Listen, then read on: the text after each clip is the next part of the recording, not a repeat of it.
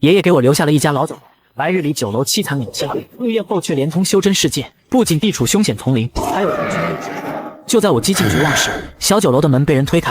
请问这里是仙长歇脚的地方吗？不是，这里是酒楼。酒楼？那有吃的吗？什么都行，我已经2天没吃东西了。方便面吃不吃？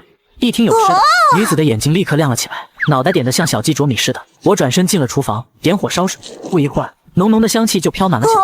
她深深吸了口气，又惊又喜地喊了出来：“这是什么零食？怎么这么香？”方便面，店里简陋，没啥好东西，你就将就着吃吧。女子像得了宝贝一样，先小口抿了点汤，眼睛瞪得圆溜溜的。太鲜了，我从来没喝过这么鲜的热汤，这一口下去，快枯竭的灵力都缓过来了。这面也太神奇了吧！话还没说完，他就低下头狼吞虎咽起来。酒楼里全是吸溜面条的声音。我接手这家店半个月，这碗泡面算是头一笔生意，估摸着还收不到钱。失礼了，实在太好吃了，没忍住。谢谢仙家，吃了这碗面，就算等下被妖兽吃了，我也值了。别说这种丧气话，想吃就再来。真的，仙长，这家店以后会一直都在吗？只要店在，我就开着。林婉欣还要回宗门复命。再说我这店能连通修真界的事，我也不敢让外人知道。聊了几句就把他送走了。我疲惫地收拾着碗筷，一低头发现桌角放着3颗泛着白光的石头，应该是林婉欣留下的，也不知道算不算饭钱，等下次见了再问吧。第4天深夜子时，我正打哈欠想眯一会儿，门外忽然传来林婉欣的声音：“你们看，我没骗你们吧？店真的在这儿。仙长，你在呢。我师兄师姐都不信我，快给他们尝尝那个方便面，他们身上带着好多零食，橙街、绿街的都有，我让他们都给你。”我愣了一下，朝他身后望去，跟着3个人都是些青年男女，衣着比林婉欣体面，脸上却写满了不屑。也就你没见过世面，什么零食我没吃过。我爹是宗门长老，每年都给我带真禽异兽、百年灵果、千年何首乌我都用过。不过这馆子倒是有点意思，一进来就觉得灵气浓郁，怕是花了不少零食养着的吧。行了，赶紧把那个什么方便面端上来，我们不缺零食。他们随手一挥，3颗晨光闪闪的石头落在桌上。这东西叫零食？是啊，零食是我们这边的硬通货，既能买东西，又能修炼。我手头紧，只有最差的白灵石，仙长别嫌弃，等我多猎几头妖兽，就能换更好的，到时候都给你送来。多谢，不过性命最重要。说完，我看向桌边3人，2男1女，衣着光鲜，一看就不差钱。我心里盘算着，泡面只剩2包，根本不够分。小店每天卖什么我说了算，今天是鲜虾鱼板面，几位愿意尝尝吗？你婉欣说酸菜面好吃，我们就要那个。我以前吃过鲮鱼肉，又柴又腥，能做出什么好东西？店家既然有规矩，我们就依着。这鲜虾鱼板面听着也不错，来都来了，尝尝吧。我面无表情地看着那2个男修，说实话，从他们进门鼻孔朝天的样子，我就懒得搭理。不爱吃就出去。你什么态度？知道我爹是谁吗？敢跟我顶嘴？2人一巴掌拍下去，入桌刚好碎肉，我心里一紧，暗骂自己嘴欠，这哪打得过？就在他俩扑过来要动手的瞬间，2人突然凭空消失，紧接着柜台上凭空出现一张纸。小店规矩，店主定的规矩，任何人不得违抗，不得伤害店主，违者随即传送至店外任意区域。与此同时，远处深不见底的妖兽林，无数妖兽蠢蠢欲动。忽然，2个少年从天而降，落在林中。沉睡的妖兽瞬间炸了锅。2人消失后，馆里安静下来。过了几秒，林婉欣满眼崇拜地看着我。哇，仙长太厉害了！我原本就是只约了苏瑶来，是他们偷听我说话，非要跟着来。他俩在宗门里一直横行霸道，我不敢不听。对不起啊，还把您的桌子砸坏了。要怎么赔你尽管说，就算借零食我也赔给您。不用赔偿，你也不想的。鲜虾鱼板面还吃吗？吃，我信仙长的手艺。我笑了笑，转身进了厨房。从前寄人篱下的时候，家里从不给我留饭，反倒练出了煮面熬汤的手艺。不多时，一碗热腾腾的鲜汤面出锅了。林婉欣闻着香味，早就凑到厨房门口张望。好了，自己来端。好嘞，刚才您在灶台前忙活，我就闻到了，这汤面比那天的酸菜面还香。这是什么零食？光闻着就馋得不行，真的给我们吃吗？嘿嘿，吃吧，都是你们的。得到应允，2人埋头就吃，脑袋快扎进碗里，最后连碗底的汤都舔得干干净净。我活了20多年，从没吃过这么好吃的东西。时候不早了，小店卯时打烊，你们早点回去，觉得好吃以后再来。2人连连道谢。临走时，除了之前那2人留下的3颗橙零食，又多给了5颗白零食。隔天，我睡到中午12点才起，给自己煮了碗面，边吃边清点东西。鸡蛋剩6个，大米5斤，泡面2包，还有4根火腿肠和1点青菜，银行卡里只剩300多块，再这样下去，我自己都养不活，还开什么酒楼？好在小镇离城区不远，我打算进城找活干。骑了1小时自行车，终于到了城区。问了3家公司，全都没戏。正垂头丧气时，一辆4个圈停在我面前。陈阳，找工作呢？要不你学2声狗叫，我让你去我家公司看大门。别理这个穷鬼，走了。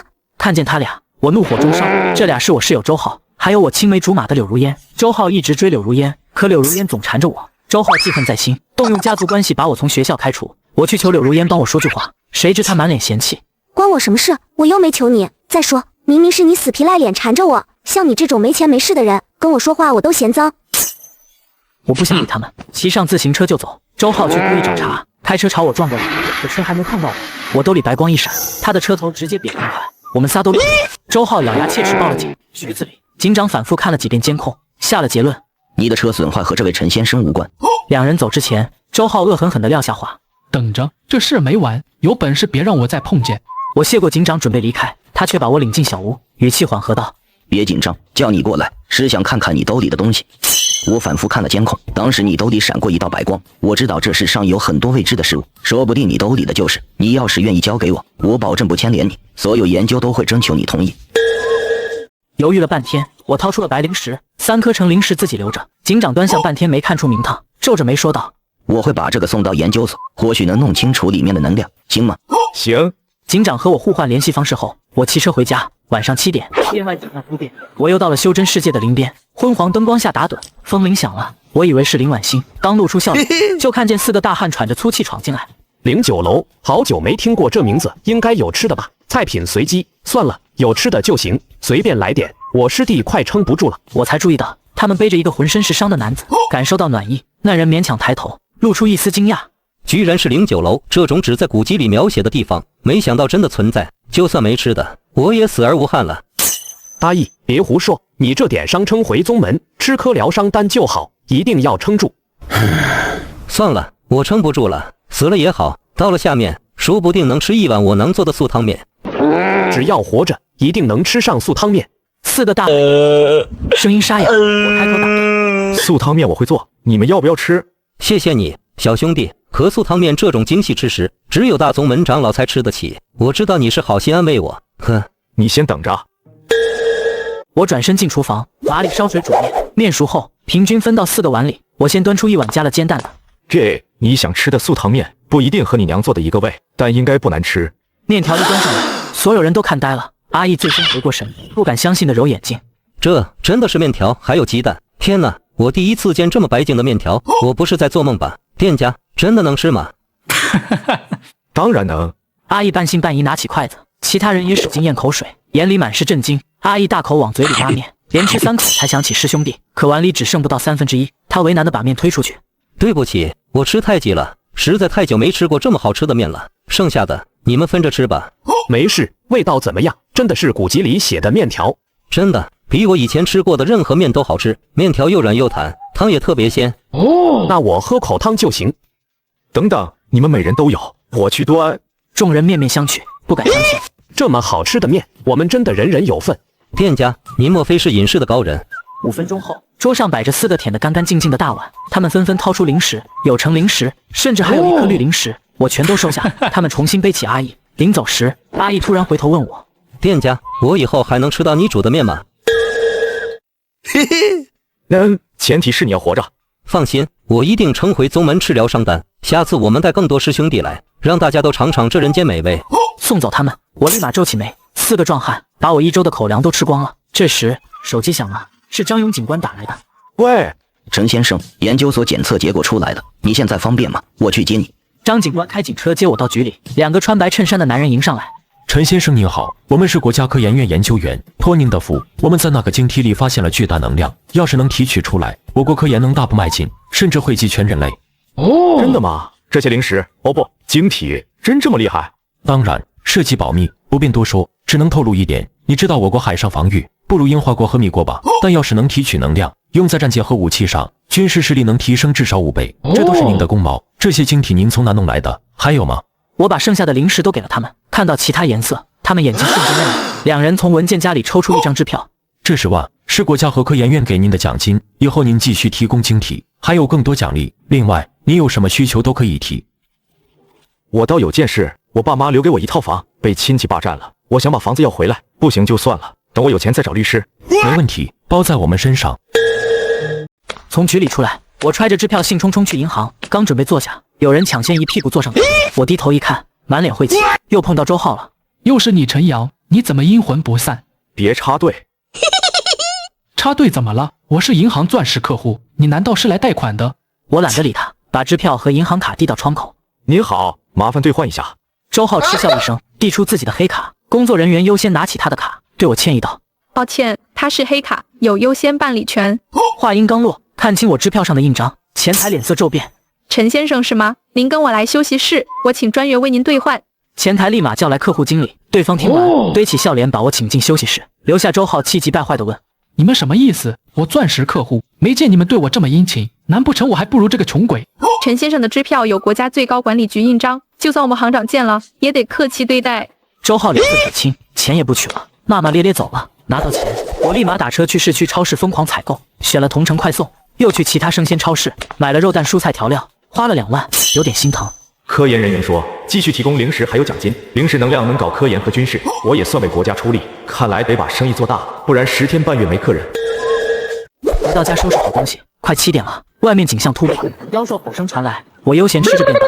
自从发现妖兽根本看不见酒楼，我一点都不怕，还能看热闹。几头妖兽在酒楼外转悠，可下一秒，他们嚎叫着朝林子冲去，立马被2道火光烧死。哇，这就是法术，太震撼了！这时10几人从火光后走出，穿着整齐道袍，说说笑笑踏进酒楼，是阿姨他们，后面跟着8个统一装束的男子。师兄，这就是我说的酒楼，没想到今天还开着。店家，晚上好，还记得我们吗？嘿嘿，当然记得。你的伤好了？我被妖兽所伤，差点撑不回宗门，多亏你的面给了我力气。我回去跟弟兄们说你做的素汤面多好吃，他们不信。今天刚好出夜间任务，就带他们来开开眼。众人一进酒楼，就瞪大眼睛四处看。阿义，我们以为你伤虫出现幻觉，没想到真有酒楼。你们看，收银台上那是什么？精米饭？那是普通的肉嘛，好香的味道。本以为素汤面已经是极致，没想到店家还吃这么丰盛的食物。外面妖气这么重，酒楼里却一点没有，灯这么亮，灵气这么足，这得花多少灵石？众人七嘴八舌议论，人群中一道清冷的声音响起：“行了，别站着了，赶紧坐下，别耽误店家做生意。”所有人瞬间安静，训练有素的坐下。我看向他，是个25、26岁的青年。我叫沈烨，是苍云宗堂主，您按规矩上菜就行。这是餐费，我们人多，麻烦您了。拦截灵石，师兄，这灵石换辟谷丹，够我们用1个月。等你吃到店家的菜，就知道这2枚蓝灵石花的多值，这是有钱都买不到的人间美味。好，你们等着。我看了看厨房食材，决定给他们做火锅。我在厨房忙活时，外面的嘀咕声飘进来。师兄，你怎么给2枚蓝灵石？这相当于1头5阶妖兽的价钱，你也没几个吧？你们没发现吗？酒楼周围妖兽众多，却没有一只攻击这里，可见店家实力高深。再看酒楼装修简单，却灵气充盈，这需要大修为和大量灵石维持。所以我猜店家有储物法宝，修为高深，囤了大量富有灵机的食物，愿意分享，可见心善。这样的人，我们必须结交。师兄几句话就能分析这么多，不愧25岁就当堂主。等等，什么味道？好香啊！锅底沸腾，牛肉和辣椒的香味飘出去。刚才还冷静分析的沈烨，肚子不争气的叫了一声，好在其他人肚子叫得更响。我把4张桌子拼起来，拿出2个电磁炉，接着在他们又馋又兴奋的目光中，端出锅底和菜品。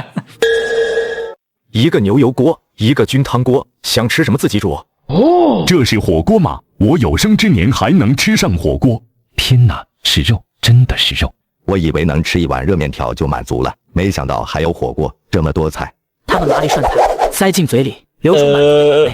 没想到能吃到灵兽肉片，这嫩滑口感比我以前吃的火锅好吃太多。就算是灵芝都软烂入味，这火锅汤底我能喝3大碗。在妖气弥漫的地方吃这顿火锅，就算明天去猎100头妖兽，我也浑身是劲。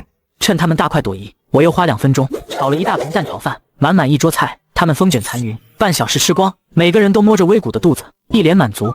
对不起啊，店家，实在太好吃了，我们第一次吃到这么好吃的东西，没忍住才这样，平时不这样。没事，理解。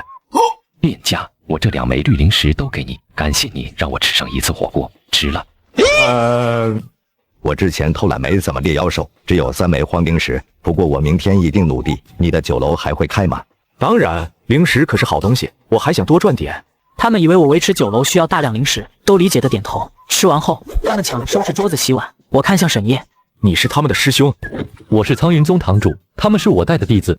你在宗门威望怎么样？还可以，能说上话。你们宗门多少人？平时吃什么？灵石怎么算？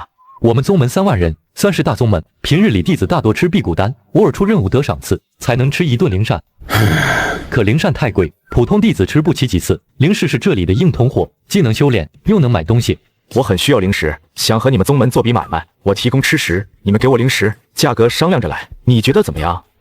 我们宗门3万人，你能供应这么多食物？应该可以。如果你没问题，我回去跟宗主说，我相信他会很乐意。这时，酒楼门被推开，林婉欣愣了一下。这么多人，好久不见。晚上出门太危险，我蹭宗门夜间任务小队才赶来。仙长，今天吃什么？我都闻到香味了，好香。鼻子真灵，不过你来晚了，菜吃完了，我还有别的，你等着，我拿给你尝，你肯定喜欢。众人好奇看过来，我从冰箱拿出2块桂花糕递给他，他好奇打量，这是什么？好软，还有甜甜的花香。这是甜点吧？我娘子以前最爱吃。这味道是桂花？对，就是桂花，我闺女超爱吃，每次能吃好几块。林婉欣轻轻咬一口，桂花甜香在嘴里散开，她露出惊喜的眼神。太好吃了，一咬就化，又软又甜。他3下5除2吃完一个，另一个拿在手里翻来覆去，舍不得吃。怎么了？仙长，我想拜托你一件事，你放心，我攒了好多灵石，都给你。什么事？过2天是我娘40岁生辰，她最近总说不定哪天就被妖兽害了。你这里的食物能暖人心，我想买点带回去给我娘尝，让她过个难忘的生辰，行吗？我这是酒楼，可以打包。太好了，我娘吃到这些美食，肯定特别开心。我之前跟她说酒楼有好吃的，她还不信，觉得我没见过世面。今天我就把桂花糕带回去给她吃。生意冷清，是因为没人知道。要是传出去，让大家知道酒楼真实存在，应该会有人主动来吧？你们宗门离这儿远吗？晚上出来危险吗？不远，就3里地。那我说，我愿意给你娘办一场寿宴，你可以把亲戚朋友都叫来，人越多越好，每个人只收10枚白灵石，你觉得行吗？真的吗？多少灵石都没事，他们可有钱了，我就怕人太多，你忙不过来。没事，我准备吃的，你找人帮我收拾洗碗就行。太好了，我这就回去告诉他们。我目送林婉欣离开，转头对上10几双眼巴巴的眼睛。怎么了？店家，你太善良大方了。后天的寿宴，我们能来蹭饭吗？别说10枚白灵石，100枚我们都给。他的娘亲过生辰，你们凑什么热闹？天下修是一家亲，店家，我们保证不添乱，还能护送他们安全。毕竟是寿宴。这样吧，我给他们准备1轮，给你们准备1轮，怎么样？谢谢店家。之后，我和沈烨商量给苍云宗供应食物的事。苍云宗离酒楼20多里，他们骑着灵兽来，我把饼干、面包、半成品炸鸡这些不用加工的便宜货卖给了他。沈烨又给了我2枚蓝灵石，送走他们。酒楼冷清下来。早上7点，酒楼回到现实世界。我先叫快递，把昨晚得的灵石同城快送给张勇，然后叫了外卖，边吃边琢磨明晚寿宴菜单。手机刷到美食视频，我眼睛一亮，在阴冷的地方吃热乎乎的烤肉，不比什么都强。我立马下单4个电烤炉，还有烧烤料、腌好的肉片、新鲜蔬菜。与此同时，旭日宗林婉欣交完差，蹦蹦跳跳往家赶。他家6口人，爹娘、2个哥哥，一个3岁妹妹，挤在20丈见方的食物里，清苦却知足。林婉欣到家时，2个哥哥已经回来，拿着20瓶辟谷丹。林府叹气道：“宗门发的辟谷丹越来越少，200枚白灵石就换了这么点，这些够对付3天了。明天我也出去做任务。辟谷丹越来越难买了，我看市场头可扣了。听说他们把灵石拿去研发高级辟谷丹，结果一点动静没有。他们自己养的肥头大耳，我们分的越来越少。没办法，资源都在他们手里。我们无所谓，就是小妹体弱，没有足够的灵力滋养，不知道能不能健康长大。不说这个了，婉欣回来了。你话没说完，他眼神一凝，几步走到林婉欣身边，皱着鼻子闻。我闻到桂花味了，婉欣，是你身上的。林婉欣从衣服里掏出桂花糕。娘，你鼻子真灵，这是仙长给我的。看着白胖的糕饼，林母眼圈红了，双手颤抖接过。这是桂花味，真的是桂花糕。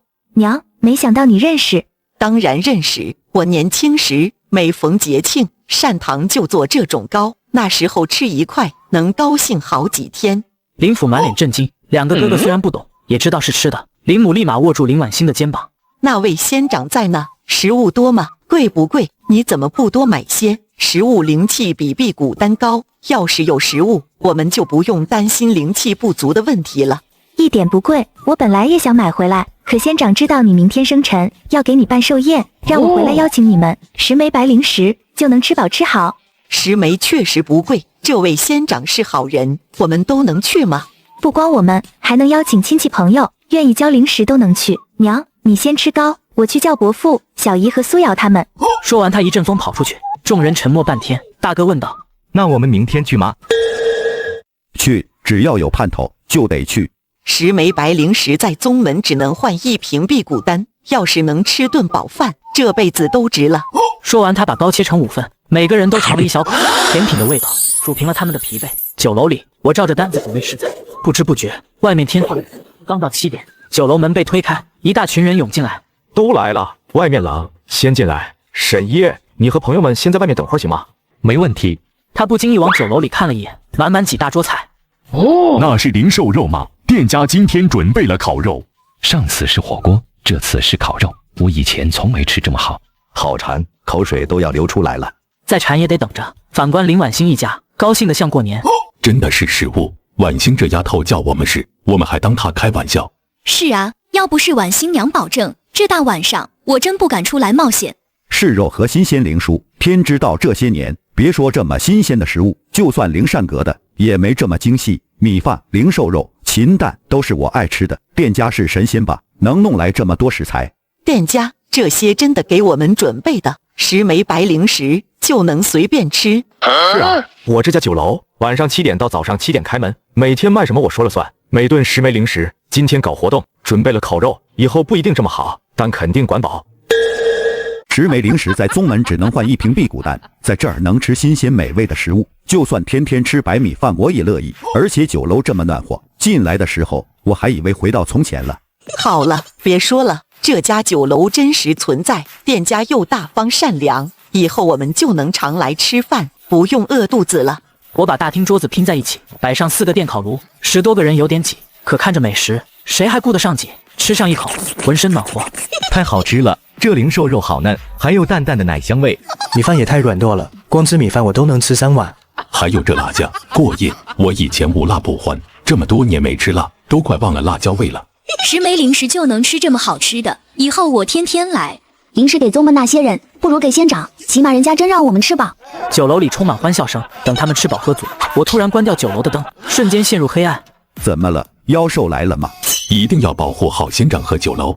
就在他们骚动时，我从厨房推出小车，上面摆着一个4层大花糕，糕上插着蜡烛，把小酒楼照得格外温馨。在场年纪大的人都忍不住鼻子发酸，有人掉了眼泪，寿星本人更是哭个不停。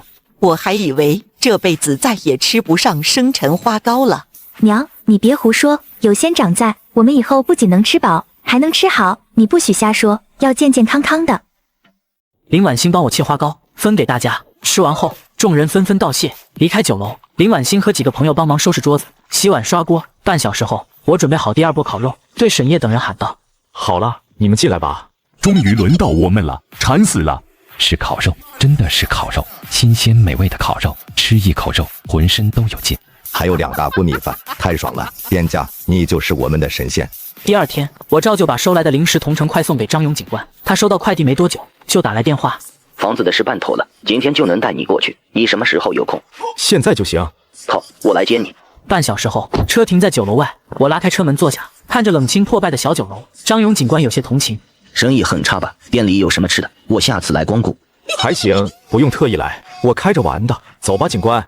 爸妈留下的房子离奶奶的酒楼很近，开车半小时就到。车刚停下，就听到门口尖锐的骂声：“这房子就是我们的，你们凭什么让我们搬走？”小洋房门口围着一群人，以我亲戚为首的10几人，拿着铁锹木棍，气势汹汹挡在门口。另一批穿西装的是律师团。房产证名字是陈建国，他们去世后，第1顺位继承人陈阳才有资格继承，你们没有资格。给你算什么东西，也敢管我家的事？有本事让陈阳自己来说。陈阳是我侄子，他亲口说把房子给我们的。是吗？伯母，我什么时候说把房子送你们了？看见我，两拨人安静片刻，下一秒，伯母指着我鼻子骂：“你还有脸出现？当初求我赏你饭吃的时候了，吃了我的饭，这房子就是我的，谁也别想拿走。我管什么法律，今天就拦在这，看谁敢进去。”我懒得废话，看向张勇，他立马亮出警察证。我是警察，在胡搅蛮缠，别怪无意扰乱社会治安罪抓你们。警察，谁知道真假？就是陈阳还能认识警察，你连警车都没开，我们不信。张勇警官脸色沉了下来，他打了个电话，10分钟后，2辆警车开来，镇上警长满头大汗迎上来。张警官，这点小事通知我们办就行，怎么亲自来了？能办吗？能。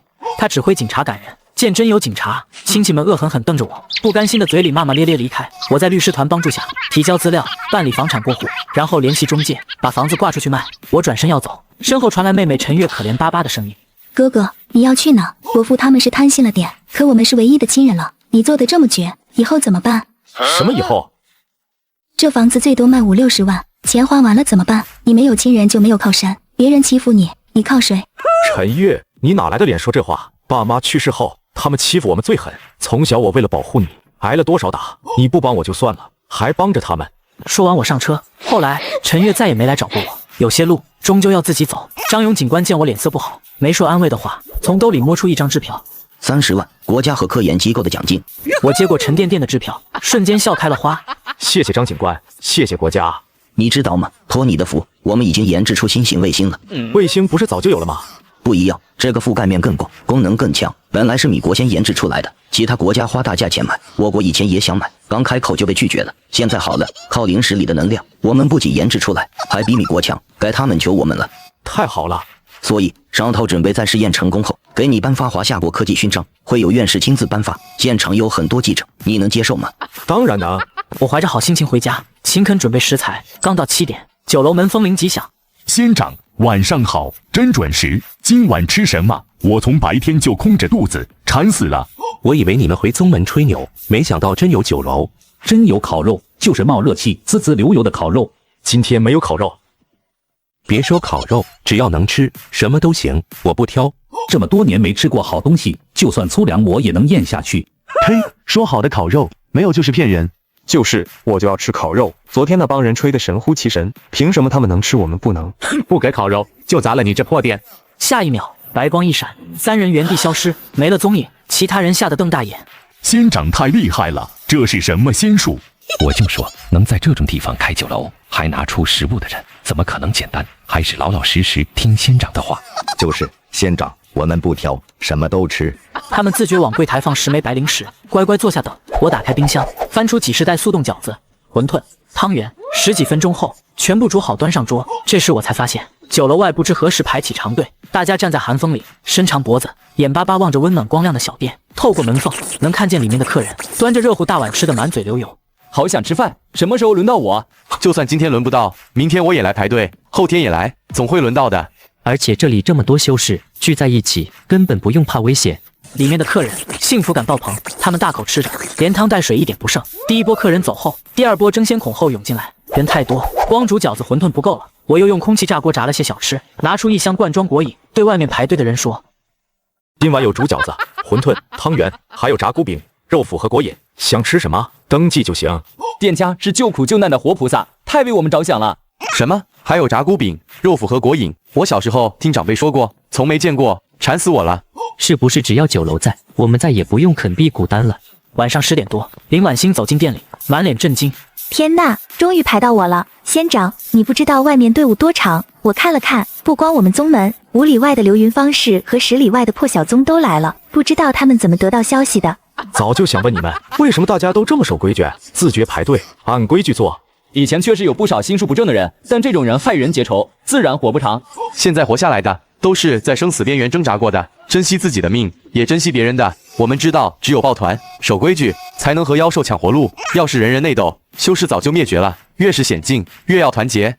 再说，我们都想快点吃饭，不给您添麻烦，当然听您的话，守您的规矩。要是有人敢坏规矩，耽误大家吃饭，不用您动手，我们就收拾他。原来是这样。这天忙到凌晨3点，最后一锅饺子卖光。我看着外面望不到头的队伍，不好意思道：“对不起，今天食材卖完了，明天多准备点，大家明天再来。”众人虽然遗憾失望，但都表示理解。他们走后，我叫住林婉欣和她的朋友，拿出特意留的小吃和果饮，塞到他们手里。今天酒楼这么忙，多亏你们帮忙，这些带回去吃。不用了，仙长，在这帮忙比打妖兽轻松多了。我们也想让大家快点吃饭。是啊，这些食物这么珍贵，您自己留着，我们不能白拿。你们收下吧，不然有件事我不好意思开口。林婉欣才招呼大家收下。你们也看到了，酒楼生意这么好，以后估计都这样。想雇你们当帮工，晚上干8个时辰，工钱管3顿饭，你们觉得怎么样？真的吗，仙长？我们可以一直在这帮忙，还管3顿饭？别说3顿，1顿我就知足了。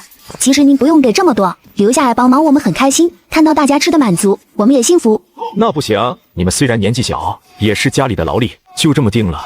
几人使劲点头，连连道谢，揣着食物轻快离开。与此同时，旭日宗高层议事厅2把手语气沉重道：我今天去看，虽然没吃到东西，但确实有这家酒楼。据我观察，其他宗门的人也来了不少。食物总有吃完的一天，与其和其他宗门分，不如我们独吞，趁其他宗门没多少人知道，而且酒楼离我们最近，早点抢过来最好。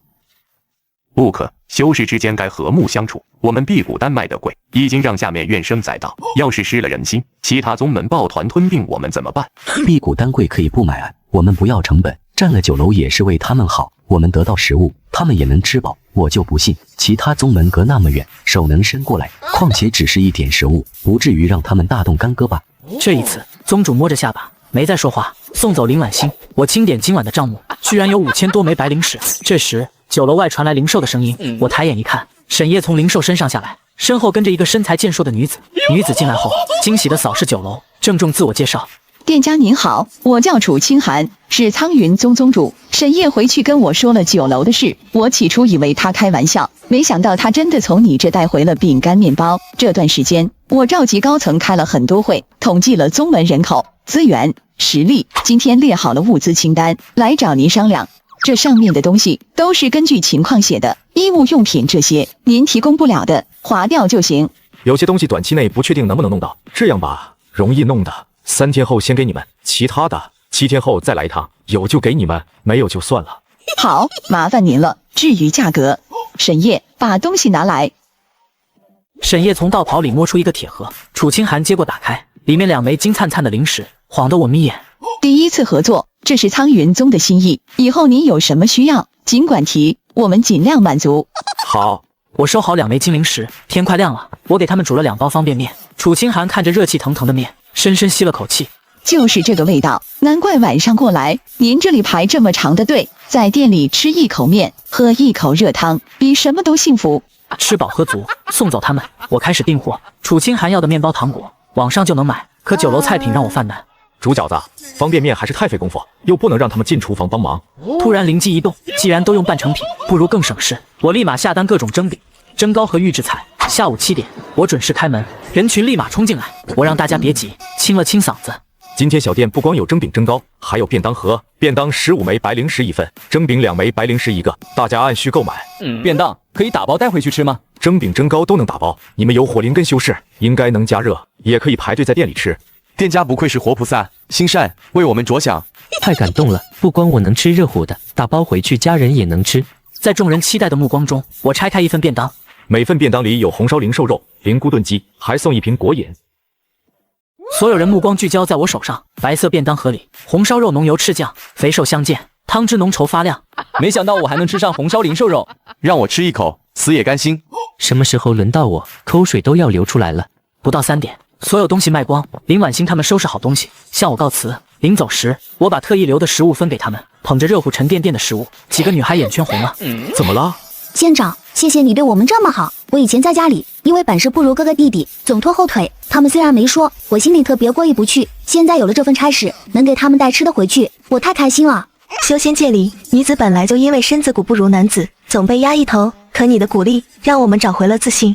谁说女子不如男？苍云宗宗主就是女子，果敢有本事，我们都要向她学习。后面2天，我都卖预制菜便当，不管备多少份，都被抢购一空。这天，沈烨带着苍云宗灵兽队来了，我把约定好的第1批物资交给他们。排队吃饭的人看着一箱箱饼干面包搬到灵兽背上，都难以置信的瞪大眼睛。店家的物资太丰富了，还舍得给这么多。灵石虽然珍贵，可远不如食物珍贵。店家太大方了。既然这样，我们宗门是不是也能这样采购？不行，我得回去跟宗主商量。有意向的人纷纷赶回宗门，早上关店后，我照常下单晚上的食材，网购剩下的物资，快递和配送员都很纳闷，这家酒楼生意不好啊，怎么天天买这么多？难道要闹饥荒了？我睡得正香，电话响了，来电显示张勇警官，我接起。怎么了，张警官？新型卫星试验成功了，国家联合科技部门要开表彰大会，时间定在明天，地点在京都，我们都受邀了。真的吗？太好了，什么时候去？明天上午9点飞机，我7点半来接你，别睡过头。晚上营业时，林婉欣看出我很高兴。店家哥哥遇到什么好事了？这么开心？要是你能为宗门做出大贡献，你也会这么开心。几个女孩一听，却叹了口气。我们以前也这么想，可越长大越发现不是这样。怎么了？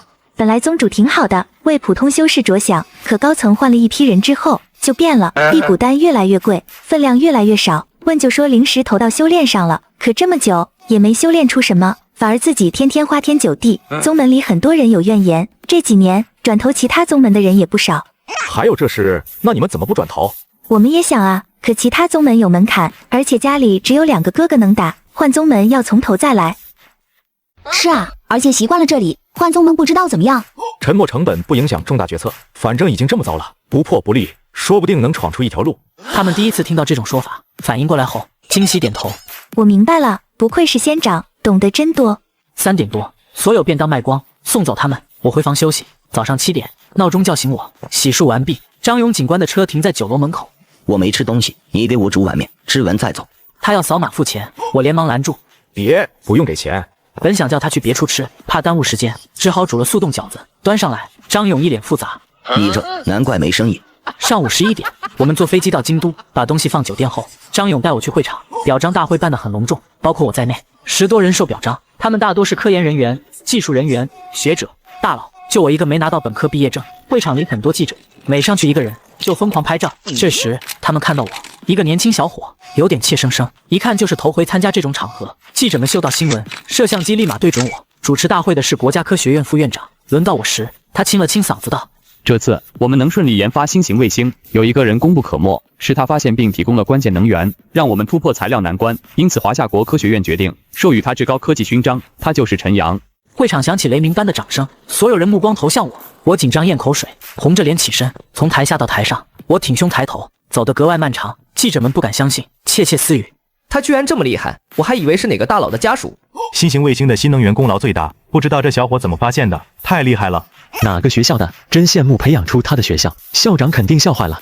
会议有不少大学校长受邀，我以前在华清大学上学，校长也来了。他震惊地看着领奖台上的我，嘴巴张得能塞下鸡蛋。那是陈阳，他本没必要记住我，是好友的女儿求他，让他亲自把我开除。旁边校长好奇问道：你认识他？是你们学校的？这小伙不得了，多少物理学家、化学家一辈子找的特殊能量，他找到了，而且资源只有他有。可以说，他靠这个资源，这辈子衣食无忧，前程似锦。是的，是的。华清校长暗下决心，颁奖结束后一定要重新招我回学校。我发表完获奖感言下台，紧接着记者们围过来。我回答问题时，有人拍我肩膀，我笑着转头，对上校长皮笑肉不笑的脸，我的笑容瞬间垮了。陈阳，你这么厉害，怎么不早说？之前有点误会，你什么时候把材料拿到学校？我帮你恢复学籍。不用了。校长没想到这么多记者名人在场，我一点面子都不给。他压低声音：实话跟你说，之前的事是我好友出面，我才信了一面之词，你别怪我。况且你还有1年毕业，舍得这个学历吗？我当然舍不得，可我更要骨气。是吗？你哪个好友？就是周浩的爸爸，他说你品行不端，在学校欺负他儿子，我才把你开除的。他说我欺负他，有证据吗？你查过吗？就随便开除我？看着他支支吾吾，我掏出手机，把以前的录音发给记者，发给国家监察机构，请你们查清楚，还我清白。众人神色严肃起来，校长脸色难看。你怎么可以录音？这是违法的。他话没说完，就被其他人挤开，很多人向我抛出橄榄枝。陈阳同学你好，我是北科技大学校长，邀请你加入我们。我是北国防大学，需要你这样的人才。我是北电子科技大学，期待你来交流。会议结束后，我被科研院副院长邀请参观实验室，他指着宏伟的建筑和发明。这些都是我们正在研发的建筑用材料，能让地基更结实，融合成功后至少抗4级地震。还有这个材料融合晶石成分后，能加固武器。只要有足够晶石，把能量融进材料，我国军事实力、建筑水平、科研成果一定会远超其他国家，成为世界龙头。这都多亏你，陈阳，你为我国科学事业做出了卓越的贡献，是你让咱们的各大领域往前迈进了一大步。参观结束后，我把这些天的零食交给了他们。对我来说已经司空见惯的零食，却让他们发出一阵又一阵惊喜的感叹声。直到他们看到那2枚金灿灿的金色零食，这是什么？里面蕴含的能量，我光是看着就能感觉到特别强烈，比之前的那些颜色还要强烈好几倍。陈阳，你真是咱们国家的骄傲，是咱们的大功臣，我一定要给你颁发最高的科研奖项，再给你申请更多的奖金。奖金很快批了下来。我看着卡里突然多出来的500万，心里五味杂陈。我从没想过自己有一天能成为国家的栋梁。与此同时，我拿着这些奖金备了更多的火，回到了小餐馆，看着顾客发出阵阵的赞叹，只觉得满心欢喜。往后余生，只要餐馆存在一天，我就会将这种幸福一直传递下去。